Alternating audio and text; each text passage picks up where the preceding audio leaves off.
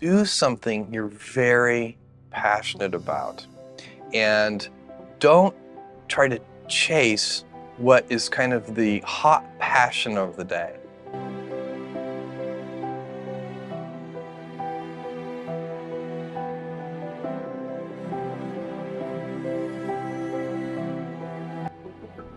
Seen in that light, it really was a difficult choice, but ultimately, I decided I had to give it a shot. I didn't think I'd regret trying and failing, and I suspected I would always be haunted by a decision to not try at all.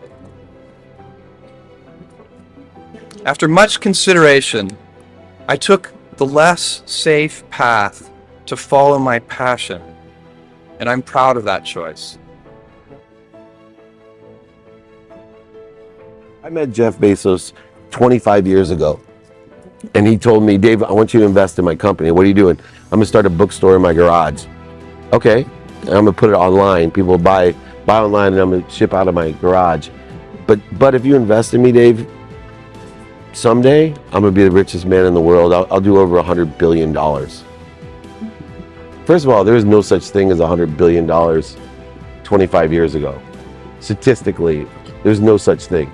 Countries didn't have 100. Our national debt wasn't $100 billion.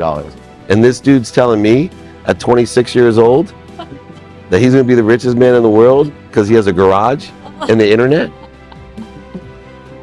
That was his truth.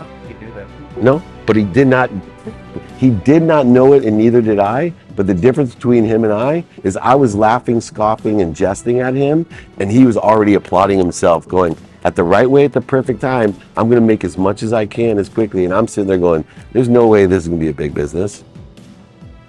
Your life, the life you author from scratch on your own, begins. How will you use your gifts? What choices will you make?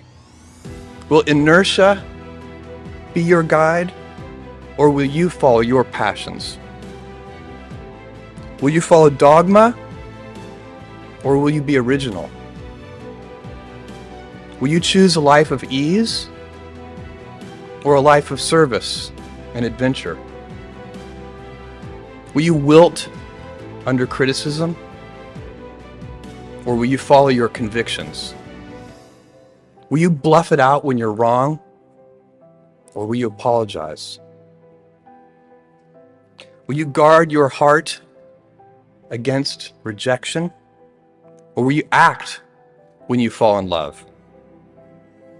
Will you play it safe, or will you be a little bit swashbuckling? When it's tough, will you give up, or will you be relentless? Will you be a cynic, or will you be a builder? Will you be clever at the expense of others, or will you be kind? I was working at a financial firm in New York City with a bunch of very smart people, and I had a brilliant boss I much admired. I went to my boss and told him I was going to start a company selling books on the internet. He took me on a long walk in Central Park, listened carefully to me, and finally said, "That sounds like a really good idea, but it would be an even better idea for someone who didn't already have a good job." As a young boy, I had been a garage inventor. I'd invented an automatic gate closer out of cement-filled tires, a solar cooker that didn't work very well out of an umbrella and aluminum foil, baking pan alarms to entrap my siblings. I'd always wanted to be an inventor, and she wanted me to follow my passion. There's a military phrase that I especially love, and it says, "Slow is smooth and smooth is fast." And I have seen that in every endeavor I've ever been in.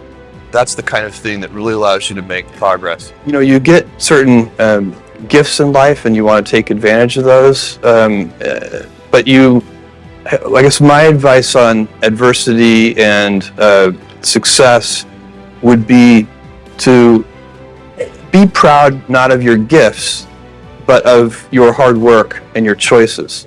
So, you may be, the kinds of gifts you get, like, you might be really good at math. It might be really easy for you. That's a kind of gift.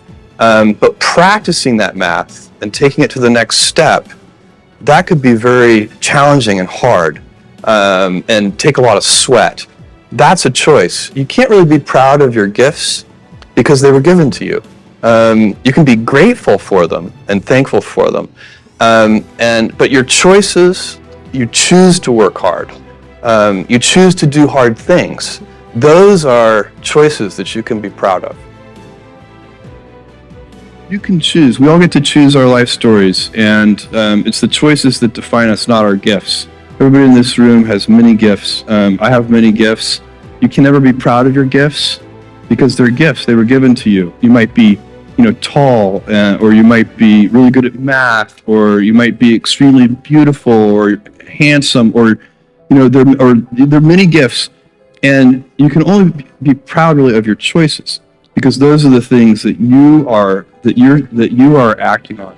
And one of the most important choices that each of us has, and you know this just as well as I do, is you can choose a life of ease and comfort, or you can choose a life of service and adventure.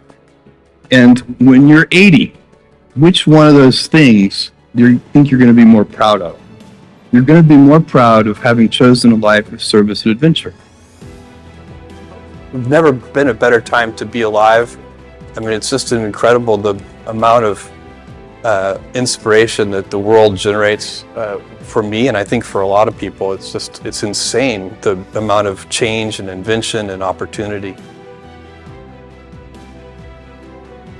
Every time you figure out some way of providing tools and services that empower other people to deploy their creativity, you're really onto something. You're very lucky if you have a career. A lot of people end up with a job. If you don't love your work, you're never going to be great at it. Jules Verne, Mark Twain, Galileo, Newton, all the curious from the ages would have wanted to be alive, most of all, right now. As a civilization, we will have so many gifts, just as you as individuals have so many individual gifts as you sit before me. How will you use these gifts? And will you take pride in your gifts or pride in your choices?